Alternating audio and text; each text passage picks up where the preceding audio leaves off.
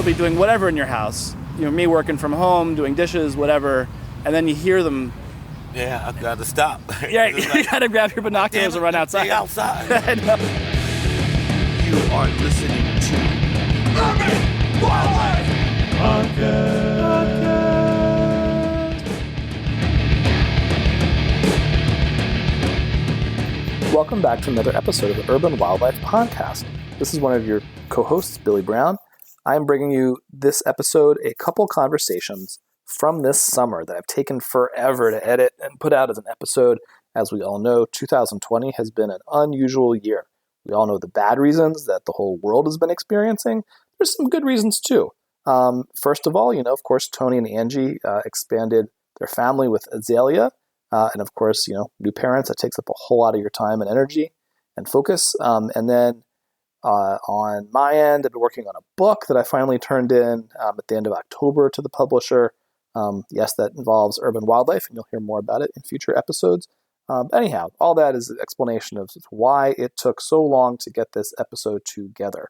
In any case, here it is, even if it's a few months late, some conversations about urban raptors, in particular urban falcons. One of these is in the field, actively watching falcons with a birder in West Philadelphia named Schubert Sweat, a man I met as I was looking at falcons around Cobb's Creek. The other conversation is with peregrine, a Providence, Rhode Island raptor enthusiast who has had a blog for many years about Providence, Rhode Island's raptors, and has a book out called Providence Raptors, which is beautiful. It's a lot of fun to look at. You learn a lot. I think it's a great book for any urban wildlife lover, even if you're not in Providence. It's still a great story to tell about the raptors of Providence, and it can really inspire you, as a conversation with Schubert Sweat does, I think, to hang out, go look around at the raptors near where you live, look at the wildlife near where you live, and learn how to tell their story, whether that's to your neighbors, whether that's to a citywide audience or to a national audience or international audience like we do in this podcast. Of course, if you like this podcast, please rate us highly on your podcast listening app of choice. Please tell all your friends about the podcast by any medium necessary. Please also feel free to get in touch with us at urbanwildlifecast@gmail.com and tweet at us at urbanwildlifecast. Please find us on Facebook.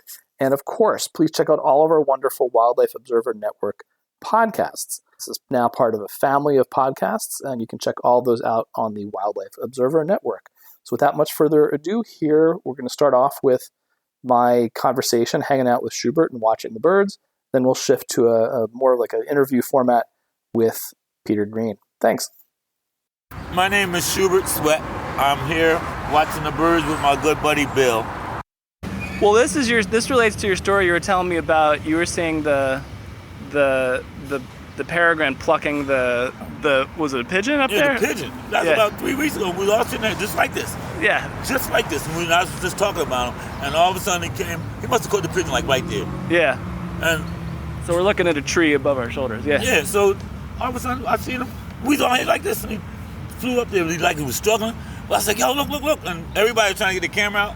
Yeah. But it was like, it's hard in the moment. Yeah. Plus we was out here smoking and drinking and all that, but I could still see it, and it was amazing. I'm like, damn.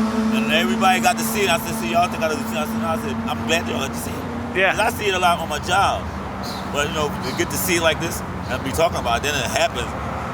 And he went right up and ate that pigeon right in front of us. And then you see sort of like the snow of pigeon feathers come down. Yep. And they came all the way, like you sitting right there, the girl was sitting right there. They came all the way to her hair. And another girl sitting here, and the feather was just like coming down, kissing the tree. I'm like, yo, it was just amazing how they came straight to us. And the chicks was messed up because they got in the hair. I said, yo, they had the feathers in the hair. And she was just like, oh. I said, no. And then they started taking the camera out, trying to take pictures. Yeah. By way of introduction, I'll tell how I learned about these falcons. Tony, last year was the first year he noticed them. And this year, we're all in lockdown mode. And I live probably, 2 miles away from Cobb's Creek, 1.5 miles. Yeah. Good morning.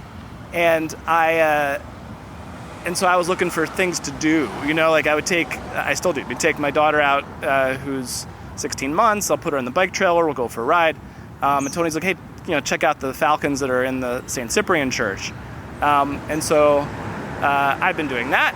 And I was out here with Gilda, my daughter, in the trailer, and a guy getting into his pickup truck. That would be me. That would be you. That would be me. Comes over and says hi and says, hey, you're looking at the Falcons? And I'm like, yeah.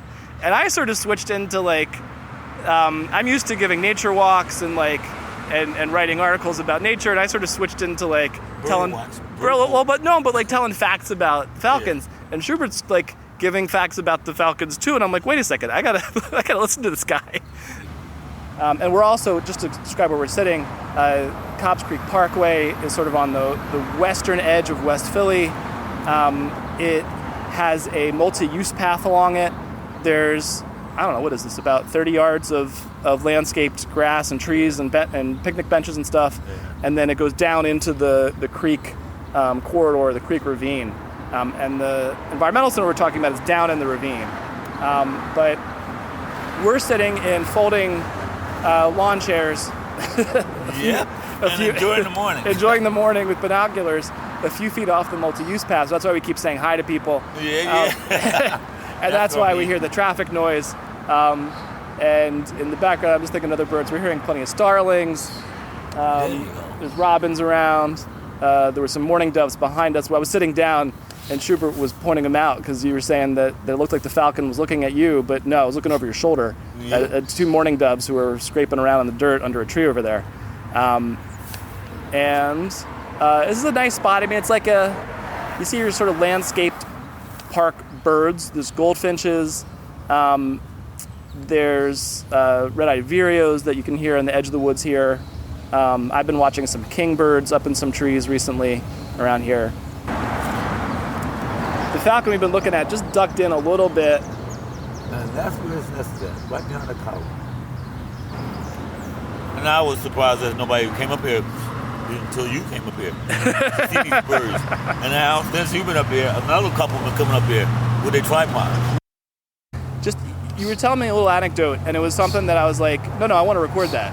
So you were saying, right here. So a woman who just walked past us. Yeah. Yep, they just went this way, and I was sitting there drinking my coffee. She said, shoot, you having your coffee out. And I said, yeah, I'm bird watching. I said, not like that, because we have little jokes. And she said, I know. And I said, no, I'm watching some birds for real. I said, so she got the look, and she couldn't see. I said, look. Then she saw it. Her daughter just started talking.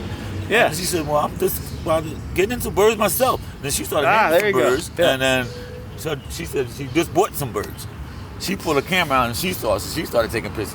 So we got to talking more, and she said, shoot, I told her I'm waiting for you. Okay. And so we'll be back, and she just came back.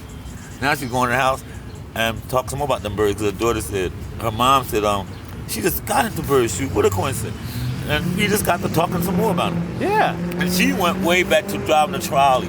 She was driving out Media. Media, yeah. Whatever trolley, but she saw them out there. She said, shoot, we was on the platform, and one came right down on the platform and grabbed the pigeon. Oh, wow. And I was like, really? I said, and I see how exciting that was. She was going off when she was telling me this. When she looked up through there, and she said, that's one issue.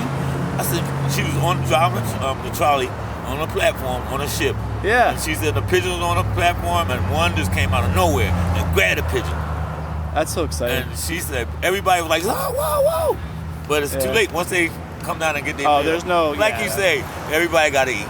I mean, and I keep in mind that would stick to me when you said that. I was like, some of it looks cruel, but like you said, everybody got to eat, even us. They go kill the animals for us to eat. Yeah. Good morning. And I was saying to everybody who will listen to me talk about it, that if the Cobbs Creek Center were open and doing normal programming, because again we're in a pandemic, the thing to do would be to get either one of the staff or one of the interns or somebody out here with a scope, always on those falcons, and then sort of chatting people up when they come by, and sort of, it's a great, like, we're always looking for ways to teach people about wildlife. And then I was kind of thinking about it, because every time I come out here, when I pull out my binoculars, someone stops me and is like, "Oh, you're looking at the falcons?" and they're like, and then they mention you, and it has occurred to me that you're kind of running an informal wildlife education program out here while you're playing horseshoes, you know? Yeah, my boy came out with some binoculars. I mean, they was this big. He said, "Shoot, look at these." And I was shocked. He had some binoculars. You could almost see God with him. I was cracking up. But we looking, his joint was fat too. And then he stood over there for about 2 hours. 2 hours? There you go. Just to walk. He said, shoot, man. I told you, he said, I'm ready to go somewhere. He said, I'm going to let you hold. I said, no, I'm about to get another pair. My wife wanted me another pair. Then I looked around again. It was like 5 more guys I had with theirs. Exactly, yeah. Right over there. Then they come down and sit over there. See that? You can see them go from over there. See that bench right over there? Yeah. If you sit there, and you can see them pretty good. You're right. They move all around on that thing there. Right. So it's a. I see this morning when I got up, I was thinking about you so much, I went straight to the back door and he was back there. So I told my wife, I said, I got to get up and got in the shower and said, I'm going to go shop. I said, all right, well, Billy going to meet me down at 8 o'clock. Yeah. So she wanted to get up early and do it. I said, well, I'm sitting down drinking my coffee. See, they don't even care anymore. They'll come right down. That was a starling just buzzed us. Yeah.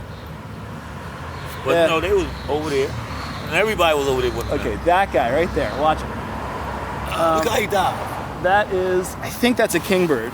I'm sorry, I'm getting excited about birds that aren't falcons for a second. Yeah. But you see how he just landed in like that? Yeah, but they end up, they like to hang out at the top of the tree. Yeah. And so it's tricky. Like, you can only really get a good look at them if you got the angle where you're looking at the top of the tree. And these are big these are a type of flycatcher called kingbirds. And they sort of hang out at the top of a tree, and then when they see a bug, they fly out, they grab it, and they land again. Oh, yeah. You know what? That's what that is, because I sit on my porch. From my porch, you can see the top of that tree real good. Yeah. He's always sitting up there, and you can see him. Yeah. I was thinking they catch some gnats or whatever. Basically, I mean, or bigger bugs, Yeah, you see them go up and fly around a little bit, and you go right back to the branch. And they're not they're not like dramatic looking at all. I just like them, so I get excited when I see them. On my job too, got a lot of those like yellow finch. What do you call them? Goldfinches. Oh my God, they're so pretty yellow. Yeah, they fly. You know, like they fly with a dip. Exactly. Kind of bounce on their flight. Yep. Yeah. And they're so pretty and yellow. They are pretty yellow. Y'all watching birds? Yes, we are. I see. There you go. He back. Yep. Take it out howling. Yep. He took a little break around the edge. I think that's the male, a little smaller. Just came out and started yelling. He's kind of big. Yeah, but I have a trouble with scale when they're not both out of. I just moved. Yeah. But I have trouble with telling them apart when they're not next to each other. Yeah. But I don't know. That's my first gut impression was the smaller one. And yesterday, you and I were talking about. So I was talking about how I've got American kestrels that have been nesting on my block. They're a smaller species of falcon, a lot less dramatic, but. We were both talking about how you'll be doing whatever in your house. Me working from home, doing dishes, whatever, and then you hear them. Yeah, I got to stop. Yeah, you got to grab your binoculars and run outside. Stay outside. I know. My wife was like, I don't believe you. I watch a lot of that stuff on TV, the National Geographic and all that. Yeah. Even with that, I hear him on TV, and I said, I just got to get up and go just to see him. Yeah. I just got to make sure. You can't just sit there, yeah. Yeah, I got to get up and say, there you go. So I hit record again just because this is fun. We were sitting here and one of them took off. I think the male, looks a little smaller, took off and was flying around and calling a little bit. And then we thought we saw the other one flying around too. But the smaller one, I think is the male, it just landed frustratingly like out of view because we can't see his feet to see if he's caught something. I know. That's what I'm looking for, his feet. But we'll see in a minute if he did catch something, he's about to start eating it, but or sharing it. But landed and making a bunch of noise. Watch him hop down that ledge. Oh, there he is. Yep, he's walking around the ledge. You're right. Now he's gonna jump down that little piece of ledge right there. Watch. I told you. I got them down to a sign. No, you do. Oh man. He doesn't have anything though. He's just walking.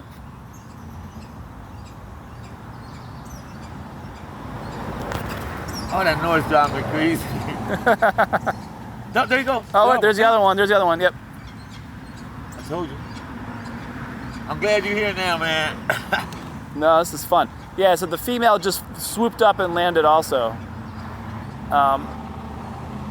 Neither of them has any food though, which would be like a dead pigeon or something. Yeah. But before I hit record,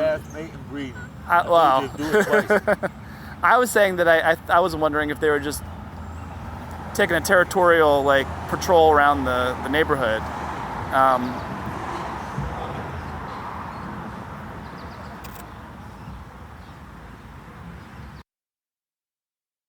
All right, we're recording again because we just saw. I was watching these kingbirds again, and the falcon must have taken off because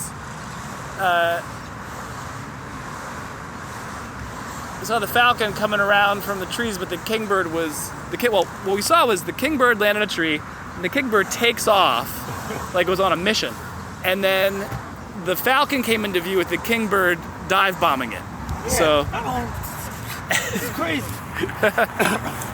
well, he's got the jump on him, like I was saying. You're right, and all he gotta do is turn around, put on brakes, and grab it.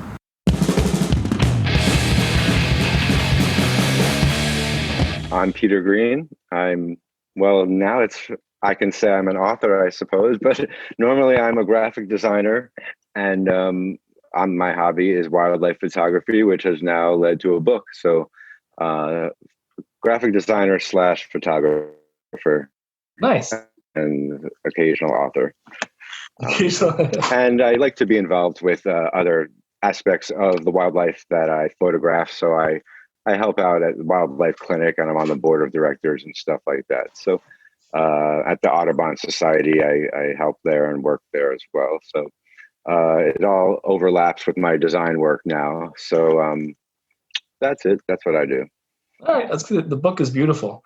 Thank you. And this is audio, and but you picked a picture for the cover of a peregrine sitting on top of it looks like a red metal rim around a blue painted concrete. Actually, if you turn the page into the inside cover, you'll see what he's sitting on in the distance behind that falcon. So you see, it's the Biltmore Hotel sign in red. So you see. I see what you mean. There you go. So he's on the E, she was on the E, and they often eat their lunch on those letters up there, which I can see from my window. And that close up on the cover was one day I was allowed on top of the roof of the hotel because they were eating lunch up there for so long. It didn't look like they were going to fly away. So the manager let me up there to get some great shots like that. That's neat. And that's for people who don't know Providence, that's a grand old hotel. But they've let me in there a couple of times, once up to the roof for that photo session, and once some falcons were sitting in the windows of the grand hall, and I was able to go up and get some shots. So it's nice to learn the different buildings around and meet the different building managers and show them what I do and ask them to once in a while let me up there. So what I'll start with is I'll say that I found Peter because I was I think I've talked about it on the podcast before, but I've been lucky enough on my block in West Philly to have kestrels that have nested now for at least the second year. Excellent. They might have been there longer. Another neighbor was like, "No, they've been there for years," but I noticed them right away when I heard the call, and I think I would have noticed the call before. So you knew about kestrels prior to 3 or 4 years ago, your whole life, I suppose. Yeah, I mean they're just they're a bird that I'll say that I've gotten into birding the past few years. I hang out with Tony's a birder. I hang out with lots of birders, and so I've always known kestrels, and I've known them as a smallish, and they're a falcon, but a bird that is about the same size as like a mourning dove or something like that. And then when people point them out to me, sitting on a wire or on a fence or something, I'm like, man, I totally would have thought that was a mourning dove or a pigeon. I never would have looked twice at it. Yeah, the same silhouette, very, very much the same silhouette. Yeah, and the same behavior of sitting on the wires like that. And so it was. In any case, so I've been aware of them, but it was the call reminded me of a peregrine's call. I mean, it's the same group of birds. And I'd been involved with peregrine banding years ago, probably about 10 years ago initially, maybe 7 or 8 years ago. I wrote an article about it for a local magazine. I write nature articles for, and so if you're, and we'll get to this a little bit about your banding activities, but if you're ever confronting angry peregrine falcons, the noise, the noise sticks in your mind, you know?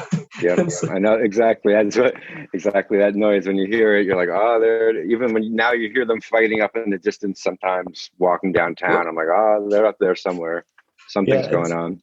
And so when I heard something similar in my block, I perked up right away. I was like, that's a falcon. What is that? That's not a seagull. Wow.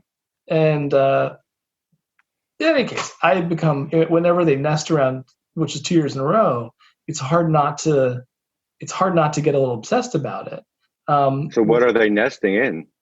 So initially they were nesting in an apartment in a 3-story apartment building at the end of our block has wooden eaves that are braced to the brick wall, and where one of the braces goes into the wall, there's like a gap into the wall.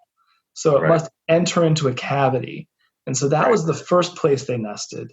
And kestrels are cavity nesters. And you've got some, and I'll want to ask you about some stuff you have in there in a second. But they're cavity nesters. So they would go back in there and you'd see them going in and out. And then eventually you saw the fledglings come out. It was a whole thing, you know. It's so much fun to see them go in a building like that, right? Yeah. And then this past spring, they were around, but they weren't using that nest cavity. I didn't see them go in and out. So I was like, oh man, this is not, it was just 1 year. It was a fleeting experience. But then they were around, the adults were around. And then when they fledged 2 fledglings, they were hanging out on the roofs of the twin houses directly across the street from us. Oh, that's fun. And so that's fun. And so they must have nested on the block somewhere. And what I would see, and the fun part is that, we were all working from home, those of us who used to work in offices. And I took our 3rd floor bedroom which is where I'm sitting now, as my like office space. So every time I'd hear the slightest like peep of a kestrel, I could lean out the window and look at it. Yeah. It got to the point that I wouldn't let myself bring my binoculars up to the 3rd floor, otherwise I get too distracted. Can't get any work done. And so it was one of those moments that like I was like, oh, I want to do some on the podcast about urban kestrels. And so I was Googling, and I saw your pictures of them escaping into like a ventilation grate. All right, yeah, well, that's good to hear that Google brought me up, and it's similar to what you were saying. I watched some kestrels downtown. Basically, I found them while riding my bike towards where I was watching falcons and ospreys. So one day this was probably in like 2013, I would see the kestrels on this billboard. And like you, I would see the fledglings in June, and I never knew where they came out of. Yeah. And it was many years. It was about 3 years until I actually saw the mother, she flew directly full speed at a concrete wall. And I thought she was going to hit it. She went into the vent, and I couldn't believe it, because I had walked around for years looking for cavities in trees, looking for what they were nesting in, and because they would emerge and then they'd immediately be in this big tree that was there. So I knew they were somewhere, but it was just so bizarre. And I've seen the other vents on the building have a screen on them to prevent birds and other things from entering, or leaves from clogging the vents. But that was it. And it was just amazing to watch them. And so, I would just pull up in my car next to the vent and watch them from my car. It was like a hide, or a blind. So I was able to get some great shots, and literally a junkyard right downtown. So that was just great with the kestrels. And, as I mentioned, they actually did double brooding 1 year. So that was amazing to me. Yeah, it's incredible. And another pair that I watched this year did it again as well. So so I did some research the first time when it happened, and there is documentation of it happening in plenty of other areas. Somebody commented that this might be one of the northernmost areas where it's been documented. But then I had heard possibly in Massachusetts as well. So, but so yeah, that was a great year. And then I didn't know about kestrels for a few years. Last year, I found another pair. This year, I watched 2 pairs, raised 3 broods. So it was a great summer. It went all through August. But the ones in the vent, they eventually left, and starlings moved in, which is typical of, of European starlings taking over kestrel cavities. That's one of the things affecting kestrel populations in general. But when I look at my pictures of the kestrels nesting in there, there's a lot of twigs and nesting material, which the kestrels wouldn't have brought in themselves. Right. So I think the starlings probably nested there first or something. Then maybe the kestrel raided the starling nest and said, hey, this is a great spot for me to nest, and then ate all the starlings and took over the nest or something like that. I was going to say, because I've seen them eat starlings. Yeah. So I think your observations speak to just the abundance of food they have, right, in a city. I mean, it was amazing. If you see in my book, I did a spread of all the food, because there was stuff that I didn't even know what it was. I learned of what a tomato hornworm was, because it was this giant green juicy thing that they were eating, and they loved dragonflies, and they would pick up snakes. Where are you finding a snake downtown? I guess as long as there's dirt and trees, there can be snakes, but a huge variety of stuff. And exactly like you said, according to all the literature, they wouldn't double brood or have 2 clutches if they didn't feel that there was enough food for everybody. So there's got to be a lot of food, and there really are not any other kestrels around, so they probably have their own. Once they discover the niche, there's no competition for that type of food. Maybe. I where I am, what I see them eat is mostly sparrows. And so, right. And in any city in North America, you're going to have an abundance of house sparrows and starlings. And so if they can get by on those, and you had an observation of them. But what else could catch a sparrow besides a kestrel that they would compete with? I suppose a Cooper's hawk or a sharp-shinned hawk. Sharp-shinned hawk, I think, yeah. But they don't nest. But they're not going to nest in the cavities. Exactly, right. They need a nest. So that's why the kestrel is perfect for downtown. They catch the things that are too small for the peregrines. Yeah. And they've got their own little niche once they find it. The little mice and the little insects and little birds. Yeah, tons of sparrows. There's the latest shortage. One that I watched this summer. Exactly, there was sparrow heads all over the place. So, I never did this. I need to talk to some people on the block around the corner from mine, because there's a TV antenna on top of this house that they would sit and process their food. Right. And I just never got around to asking the guy, do you find a lot of sparrow heads next to your house? Well, that's a good conversation starter, because, it's fun. One of the nests that I was watching this summer as well, they would exit the nest and go directly onto the TV antenna. They love antennas. It's a perch where they can see in 360 degrees. So I met some people who were watching them out of their front windows once in a while. And I told them, they're in the back as well. And they didn't realize that. So, then from then on, they were watching the kestrels. And it's nice to meet the people around, because then they could tell you things that happen when you're not there, because I can't be there 24 hours a day. No, we got to earn a living, Yeah, exactly. But I'm lucky. I can see the peregrines out my window. I can't see their box, but I could see them flying around. I could see them eating. I could see them bathe over there. The kestrels I have to ride my bike to, which is great. It's an excuse to get on my bike. But like I said, it's nice to meet the people and teach. They're interested in the birds, and I just ask them to keep it a secret, so then there aren't 20 photographers there the next day if it gets out on Facebook or something, lining the street, on private property. So it's fun to involve the neighbors exactly like that, and tell. And most people have never even heard of a kestrel, so to find out that there's a falcon living in their neighborhood killing things is fun. You had an observation that I was amazed by. Of them raiding pigeon nests. You talk about that a little bit? Right. Yeah, well, that was, again, right outside my window. As I mentioned in the book, I did not even really pay attention to birds at all until I moved into this loft in Providence. Luckily, out I'm on the 6th floor, so it's a nice height. Out of my main windows, I can see the peregrines hunting. And out of the other windows, it's an alley with rusted steelwork and stuff. And the pigeons nest in there. So I didn't much pay attention to it. And, the managers were always really upset that the pigeons were there because they poop in the alley, and they wanted the alley to be cleaned up with chairs and tables for lunching events and stuff.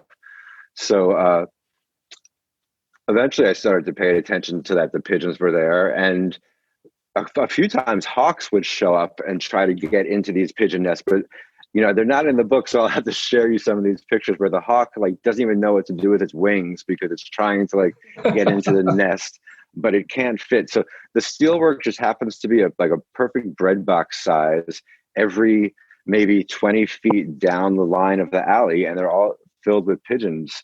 So yeah, I just love it at the end of the summer when they look like they're young kestrels to me trying to find their way.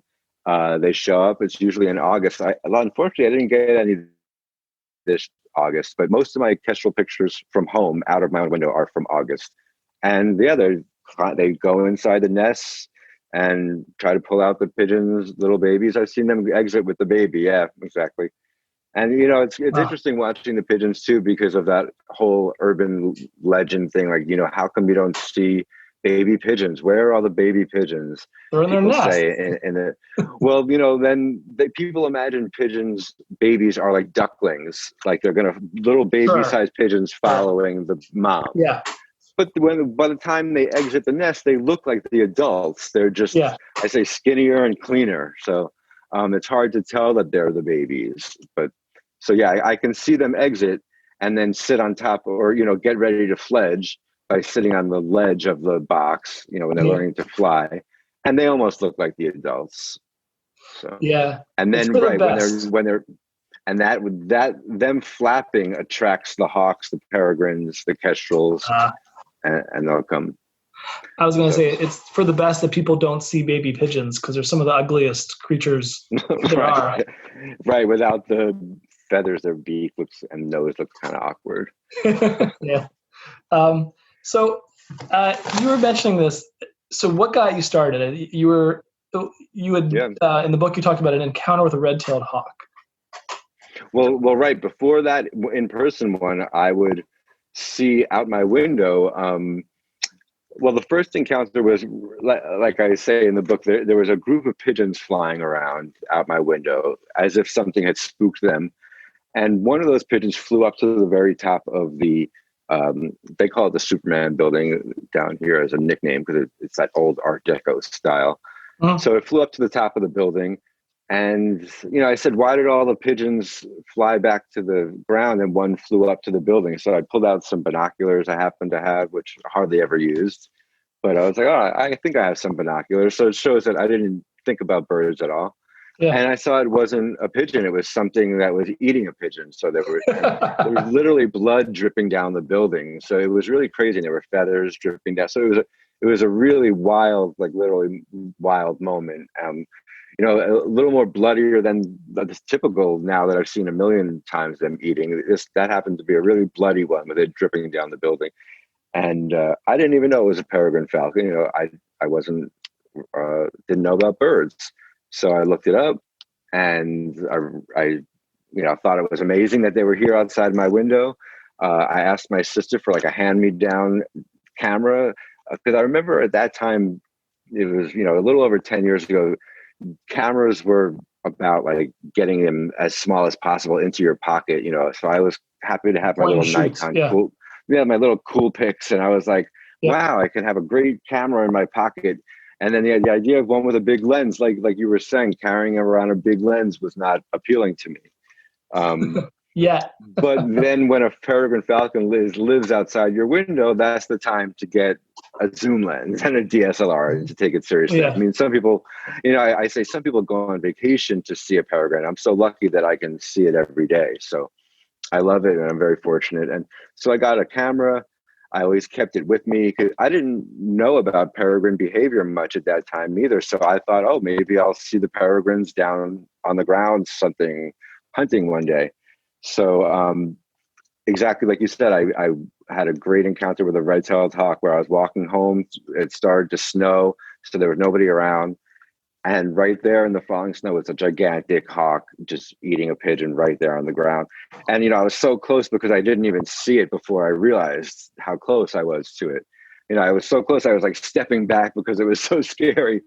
But I realized it wasn't the peregrine falcon, but, so I was like, wow, there's more than one of these things here in the city. So I just got hooked on it. And I started to share pictures with family and friends. And it just got to the point though where, they were like, cool, after a month, they were like, those shots are cool, but they got just sick of seeing hawk pictures every month. So I had to find a different audience than family and friends. So I started the Providence Raptors blog. And right. And then, of course, that morphs into social media once that came out. And then, now it's fun. I've got a following of people who just like to learn that there are hawks and falcons and occasionally owls and kestrels living amongst us in Providence. And after 10 years of doing that, I thought I got to put it together into a book somehow. And I got to say, I'm very proud of myself because I really didn't know if I would pull it off, but I did it, and I'm very proud of how it came out. So it's got 20 great stories about rescues and babies and double brooding and all that kind of stuff. So how did you get into, you've gone far beyond just taking pictures. How did you get into the rescue work? Well, one thing I like to say is, how many pictures of a hawk can you take, after 5-10 years? First of all, I could say, I never even photograph a hawk in a tree or a sky anymore. It doesn't tell a story to me. I'm all about urban raptors, telling that story. And so, of course, being in the urban area, there are dangers. So I would start, people started to know me as the hawk guy, and tweet to me like, hey, a hawk hit a window downtown. And I'd say, oh, let's call DEM, the Department of Environmental Management. And they would come and net the hawk. And then I met the rescuer, and I showed them my pictures of me photographing him rescuing the bird. And they liked that and shared that online. And he's like, when the bird is injured, we take it to Born to Be Wild Nature Center. So you should reach out to them and photograph their birds. And it's funny, I hadn't done it yet. It was on my list, but I figured, there's a million guys probably bothering them to photograph their birds. So let me build up my collection or something more before I bothered them. And then they actually contacted me because they received an injured kestrel. This is going to tie into our kestrel talk perfectly, because they received a kestrel, and they always like to return the birds that they find where the bird was found, or the birds that they rehabilitate, they like to return it where it was found. So they were told this was found right downtown, and they questioned that. They said, this is a bird that lives in an open plain, on an edge of grassland, Yeah, and I'll say that stereotypically, kestrels are what I thought of it before I found them in the city. You read about kestrels as being this bird that in farm country, they're next to a field on a telephone line, looking for mice and grasshoppers. So you don't expect them in the city. Yeah. Right. I'll interrupt my story real quickly to just tell you, I did go on vacation once to photograph the burrowing owls in California. Ooh. And it is all grassland like that. And on every telephone pole was a kestrel. One day I notched 60 kestrels. It was amazing. Oh my God. Amazing. Everywhere you look, on every telephone pole. 60 in one day, and I was there for like 3 days, so it was a total of almost 100 kestrels. I might have repeated some going down the same. Still, it's a hell of a density, pole, but it was just great to see, because knowing on the East Coast they're so rare. Later we can get into the Rhode Island Bird Atlas if you want. We can talk about how rare the kestrels were. But so Born to Be Wild had this kestrel that they rehabilitated. They were told it was from downtown. And somebody said to them that there is a guy who photographs kestrels downtown, so you should contact him. And they did, and they said, are you sure kestrels live there? And I said, yeah, check out my pictures, because they didn't want to release it and have it die of starvation or be lost, right. Yeah. Or and, be chased off by a resident kestrel pair somewhere else. Eaten by a peregrine, right? Exactly. Yeah. Or so. Especially since it had just been in rehab, it might be a little bit in shock and unsure of itself. Anyway, they contacted me. I showed them the pictures. I said, please come down. I'll photograph the release. And yeah, it was great. I photographed the kestrel going free, and they were happy to see in their minds the kestrel immediately flew to some antennas that looked like it had known those antennas already. And it was doing the kestrel tail wag, happy to be back home. So it didn't look out of place. It felt happy to be home, and they were really excited about that. And yeah, I got pictures of, and they as a couple, don't even come into the city themselves. Forget about kestrels. The human people that we're talking about don't come into the city. So it was fun for me to get pictures of them in the city with the kestrel on the pole behind them and graffiti on the walls and stuff like that. And since then, and I was actually wrong about everybody begging to photograph their birds. There weren't people begging them. So I said, can I photograph more of your releases? And they said, yeah, great.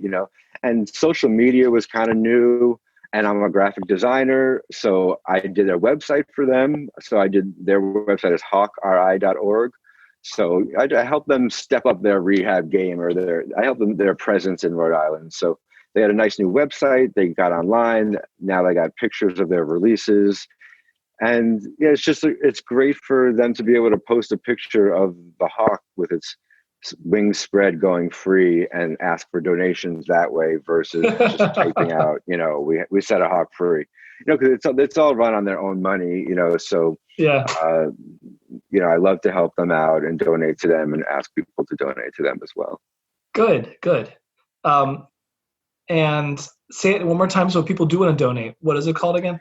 It's Born to Be Wild Nature Center, and the website is hawkri.org. As RI as in Rhode Island. So hawkri.org. Perfect. Yeah. I was it's something that I like to. I'll throw in a little bit of a global note real quick. In that we had an episode years ago where I was talking to someone in Palestine, in the occupied territories, depending what you want to call it. And we were talking a little bit about kestrels that nest on the walls of the old city in Jerusalem. And it's something that initially I got really excited about it, but it turns out I got excited about it because I was like, oh, it's the same species. It's not. That actually it seems that kestrels in Eurasia and North America are not, they're sort of parallel evolved falcons that as they get smaller, this is the form they take, I guess. Right, something like that. Yep, but still. Well, they diverged at some point they diverged at some point in the past. Yeah. But then what I got re-excited about was I guess the tendency of falcons to nest, or at least a few groups of falcons nest in cities. We have kestrels, which seem to, whether we're talking about North American kestrels or Asian kestrels, that take really well to human-made structures either place. And now we're seeing, now that we've stopped poisoning peregrine falcons and shooting peregrine falcons, and gave them a little boost with trying to reintroduce them into cities, that they take to cities, and it's fun to kind of pick a city. Pick a city in the Northern Hemisphere, and if you, which I've done, you're like, okay, London, Manchester, New England, or England, or something like that, and then even like Warsaw, Poland. I follow on Facebook. Exactly. And, the peregrine is interesting because they are almost identical globally. They don't speciate as much. But yeah, it's amazing to see, and the same timing as well on all the webcams. So that's a lot of fun to watch. There's apparently like 300 pairs of owls. Oh, of course, you just talked about this on one of your podcasts in North Carolina, in Charlotte. Barred owls, barred owls are barred owls are doing well in some cities as well. We had one here in Providence, like I have in my book, not nesting though, just visiting. Yeah, it was a mystery. It was something that Rob Beauregard, who we were interviewing for that episode, had lived in North Carolina and sort of, I guess, done some research into some of the urban barred owls there. And we say urban, I mean, it would be what you or I might think of as a more, Peter and I might think of as a more suburban kind of landscape, but still pretty densely populated by people. And Rob was like, I can't figure out why they're not in Philadelphia. And I guess that expand that are now, right? Too. Oh, but not barred owls. Yeah, I don't know about the barred owls. No, they're barred owls, but peregrine. they're here and there. They're not like, they haven't like taken over the suburbs in the way that they have in other cities. Right. And so it's. And I just don't understand how that area could handle 300 pairs. Like, how much food is there in that area to be able to sustain that? That's crazy. I mean, and this is going back in my memory for a few years now, but I'm pretty sure they were also hitting like sleeping birds. So they would like roosting birds at night. Right. If along with maybe rats and mice, and if they're near streams, frogs and stuff like that. But, any city, you've got an abundance of, sparrows, starlings, not just not only mammals. Exactly. There was one time I did see the barred owl eating a pigeon, but curiously, it was headless, which is something that the peregrines do. So I thought it might have found their cache, because they have a cache on their building where they store food. Oh. I saw the barred owl around there one night. I was wondering if that was a behavior somebody else had seen, a barred owl stealing from the cache of a peregrine. So it didn't look like a fresh kill either. It looked like a few days old and headless. So it didn't look like it was from a fresh barred owl kill. Yeah. A well-aged pigeon. Sounds awful, but I guess, hey, if it worked for the owl, great. Yeah, I think I want to wrap up with one more species to ask you about, because it's one of my favorite ones, which is Cooper's hawks. It's like we've got a couple nesting in Philadelphia now, I guess, but really you see them in the winter when they move in. Yeah. It sounds like similar things happening up in Providence. Yeah, I mean, I see them in the snow, like you said, in the winter. That this is the time of year, once it starts to get colder, the young hawks that were born in, or I shouldn't say born, hatched in the spring, they're looking for easy meals, and so if they find downtown with 100 pigeons flying around, it's an easy catch. They showed, people just feed pigeons on the ground. They throw out their bread. The pigeons are in a pile, and the hawks just come down and grab one. So there was a Cooper's hawk that found that the pigeons were nesting outside of my window and was sitting there for like 3 days in a row. So it was cool for me to see it in the morning, and it would leave and hunt and come back to that spot. And it was well camouflaged, perfect rust matching the plumage of the Cooper's hawk. And I did hear once about one possibly nesting in an abandoned building. I didn't see it personally. So I have not seen them nesting, right? I don't know where these young ones are coming from. I assume, the more wooded areas in the suburban parts. But there are plenty of them, in the wintertime. And it's funny because I have a shot of, there was a day where, when I talk about our park, Providence is a very small city. So the park is maybe 10 or 12 trees. There was a Cooper's hawk and a red tail hunting at the same time. And they were tolerant of each other because there was so much food. And they weren't fighting with each other. So it was interesting to see that too. We have, I know in an area of Philadelphia where there's often a prominent pair of hawks, red tails nesting. We were there once with a friend of ours, Christian Hunold, who's often on the podcast.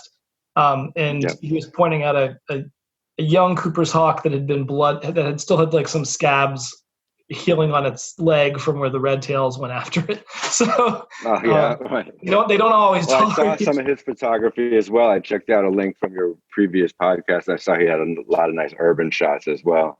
Yeah. The Cooper's hawks, I I have a little like gripe with them because they're Really? one possible cause of the kestrel decline. Oh. They're on the list of possible predation by Cooper's hawks of kestrels is one of the possible causes of kestrel decline, and we're really running out of kestrels. So, Well, and the talk a Cooper's little hawks bit about that. Yeah, I mean, so my understanding is that they're just generally in some decline, and Right. they're doing, and the fact that they're nesting in cities is not necessarily a good thing. Right. A city is not always like a perfect answer because a building can get knocked down the next day, something they don't expect, Yeah. could happen. Their electrical wires could, short out the nest, which happens to birds that nest on telephone poles sometimes. So And fledglings run into windows and exactly, they run into windows. There's a book out, Urban Raptors, that has a lot of great urban scientific studies, and we know about all these stuff like rat poison and windows. Sure. There was one that I had learned about new in the book, which is when they're in these cavities in the summertime, it can get really hot, and their eggs can actually bake inside some structures. Oh my! Bridges. Okay. So that's another thing I had never heard of.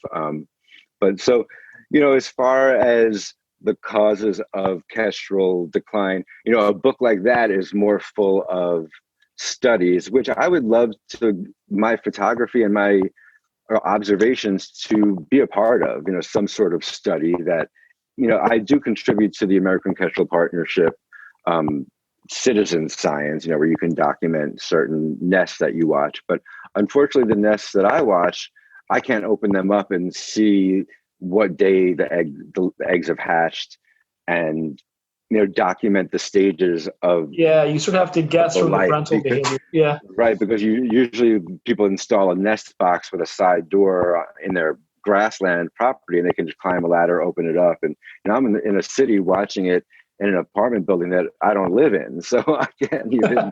And I'm always scared in all the urban situations, I'm scared if I let the owners of the buildings know that the kestrels are there, that they're going to kick them out because, then they think they've got a dirty building. So I'm always cautious to not let them see me for that reason as well. I don't want them to kick the kestrels out. So we were discussing the decline in population, and so there was a project called the Rhode Island Bird Atlas, which is a huge project. Basically, the entire state was sliced up into blocks, and volunteers were assigned a certain block. And for 3 years during the breeding season, you walk around your entire block, which is probably a 3-mile radius. I would ride my bike here and there and document whatever birds you see. And if a bird has a twig in its mouth, that's probable evidence of nesting. If you see babies, that's evidence of that they nested there, So there's different levels for each thing you might see. Like whistling their flirting call is a low level, probable, possible, so all the different activities are ranked to try to see who is using Rhode Island to breed. They also do a wintering atlas, which is for passing through. And then that information will be used to help lawmakers decide how to use land and develop land and stuff like that. But for me, the kestrels and the raptors were the most interesting part, because the last time they did an atlas was in the 80s. And there were no peregrines, hardly any red-tailed hawks, no ospreys. Now we have 1 million ospreys, 1 million red-tailed hawks. Bald eagles are back. We've got the peregrines, lots of different owl types, and the kestrels. But so we have kestrels, but they're in decline again because in the entire state there were only 3 people who 3 nests documented. 2 people documented them. I documented 2 nests in Providence. So there probably are other kestrels that are not seen and by humans. So we've got to assume there are some not documented. But for only me and one other person to find kestrels in the entire state is disappointing. Yeah, it is. I mean, because the people looking, birders are going to recognize them. They love the kestrels. Everyone loves the kestrels. Yeah, They're adorable. They're adorable little, colorful, adorable little killers, right? So yeah, really I mean, you make the point that like that when you look at the relationships among what we group together as raptors, that like you're I don't know if you mentioned turkey vultures, but like the vultures related to storks. We've got right. We've got the Falcons related to parrots, I think. And the Falcons related to parrots, exactly. Yeah. And both of which are separate branches from like the rest of the hawks and eagles. And so like, right. And you were once saying, you know that, you can't see a falcon, especially a kestrel. You cannot look at it now without thinking of a parrot because they're so colorful and they've got the hook beak. And so somebody was calling them like murder parrots, So. I love it. And we did have parrots in America at some point. There was a North Carolina parrot that went extinct. So Carolina parakeet, so a parakeet, right? So maybe one of those evolved, but the kestrels go up and down the Americas down to Brazil and stuff. That's another fun thing about following these birds. You get to connect on Instagram and stuff with people who photograph them in other countries, and when they leave our area, then they're down there in South America, and you can imagine that somebody might be photographing the same bird that you saw. Oh, it's a magical thing to think about, isn't it? Yeah, but again, they're tagging them more to see if they're dying during migration. Exactly is one of the theories that I read about recently. I talk about these things as a reader. I wish I was a scientist studying it as well, but from what I've read is what I'm saying. It's possible that as they're migrating, they're being preyed upon by Cooper's hawks and stuff like that. They're very high up in the air and stuff like that. They're hard to track their migration, so there's not much known about what's happening. Maybe once they arrive, they know where they are, but what's happening along the way is mysterious. Well, it's something I hope to learn more about. I like to end my interviews, whether I'm doing it for the podcast or doing it for print, by asking someone, what should I have asked you about? Or another way of putting it is maybe like, what's an anecdote or something, a raptor experience that that it's like your favorite thing to talk about, or just blew your mind that you haven't had a chance to talk about yet? Well, in general, I'll just say it's fun to get into something new at age 35. Now I'm 46, but now it's been 10 years. But at first, when I was really excited about it and getting like, oh my God, like I could see a hawk, I could see a falcon myself.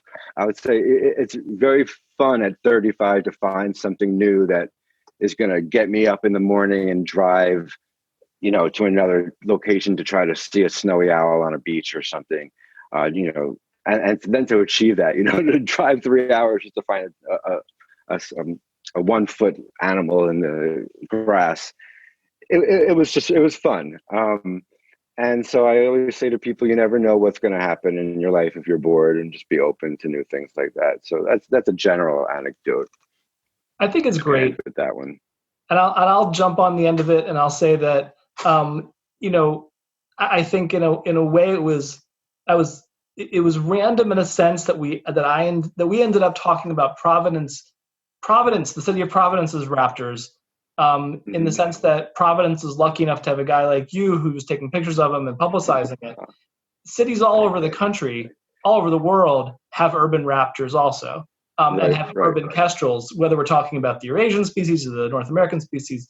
But so this is incredibly accessible stuff. If you are a listener living in a city, I think it's something that I try not to gripe too much here at the end, but birders like to sort of move in herds and like have like the popular and head to the green spaces where they're going to see a lot of diversity. And so I think I'm not the only one. I say this is not just, I'm not original in thinking this, that there's a lot to be discovered in cities that just because people neglect them in terms of their birding activities. And so I think if you're listening to this podcast and you're like, I got a pair of binoculars, I live in Chicago, or I live in Tampa, there's something there. There's something living around you. And it might even be insects. That's what I say too. When I walk around, I'm passing by some trees that might excite somebody, or I'm passing by a bug that might excite somebody. So there's something around you.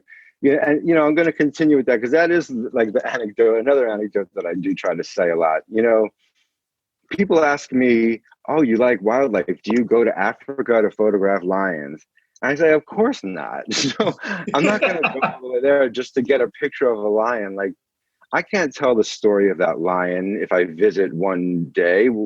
The person who lives there with those lions can tell that story. So I live here in Providence. I see falcons out my window. It's almost my responsibility to tell the story. Somebody's got to do it. So, I'm seeing them every day. And people say, "Oh, you shouldn't call your book Providence Raptors because it's going to shoot yourself in the foot. People who live in other cities won't care." I'm like, well, I'm not telling the story of New York. The guys who live in New York can tell that story. I know a guy who lives in Boston who tells that story, and let everybody tell the story. There's this philosophy, I think 5-mile birding, they call it, just bird within a 5-mile radius. You would be surprised what is within 5 miles of your house. Don't travel anything. That is your zone. Get to know it. There's something to tell. There's always a story somewhere to tell. There's a skunk hiding somewhere, But exactly that. I feel almost obliged because I see where they bathe. I see where they have their babies. I'm around to rescue them. So as long as I'm here and see them every day, I'm the guy who can tell the story. I'm not telling the story of a lion in Africa or the penguins in Antarctica, And if you live in suburbia and there's a fox in your backyard, tell the story of that fox. Yeah. Or if there's a caterpillar transforming into a butterfly, which is happening in my friend's yard, and she's documenting that, that's the story that you can tell today, So and like I said, I did go photograph burrowing owls because I was very curious to see them, and it was a great time, but I wouldn't pretend or say that I could tell the story of those owls' lives and how they survived. Yeah, as I can with the peregrines here. Yeah. Wonderful. And so we'll wrap up just reminding people, where can people get the book? ProvidenceRaptors.com, of course, would be the best place. That's my website. So yeah, please check it out. And there's a great video too of the barred owls. There was such a great experience with the barred owl that I had to make a video. So you can check out video on my website too. But yeah, please check out the book. It's a great gift to think about for the holidays, to buy for other people. People in Providence have been telling me that since people can't visit them because of the pandemic, they've been buying my book as a gift to send Providence to them. Because there's a lot of architecture and stuff in it as well, not just the birds. So yeah, it's nice not just calamari, man. Yeah, exactly. You could come here and photograph the calamari if you want. Forget the birds. All right. With that, well, thanks a lot. This was fun. I appreciate it. I appreciate you asking me to come on. Thank you very much.